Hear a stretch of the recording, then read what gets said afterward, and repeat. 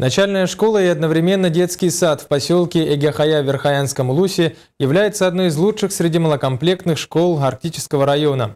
Новый учебный год встретили 13 учащихся и 16 детей дошкольного возраста. Продолжит тему Альбина Павлова. Эгехая – поселок милый. Я здесь родился, здесь живу. И никогда не разлюблю я твою суровую красу. Здесь в одном здании в двух помещениях размещаются начальная школа и детский сад.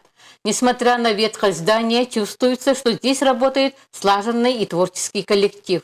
Мы жители Украины, на данный момент жители поселка Эгехая. По сложившимся ситуациям в Украине мы приехали в поселок Эгехая. На данный момент живем здесь. Дети учатся в Эгехайской школе, старший ребенок. Младшую девочку взяли в садик, в младшую группу. Большое спасибо администрации этих учреждений, что приняли детей. Садиком мы очень довольны, школой тоже. Учебниками нас обеспечили.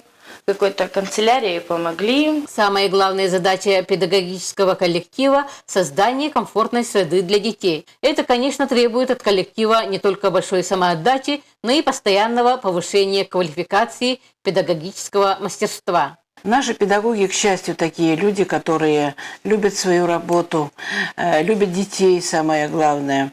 И, к счастью, у нас такой же подобрался учебно-вспомогательный персонал.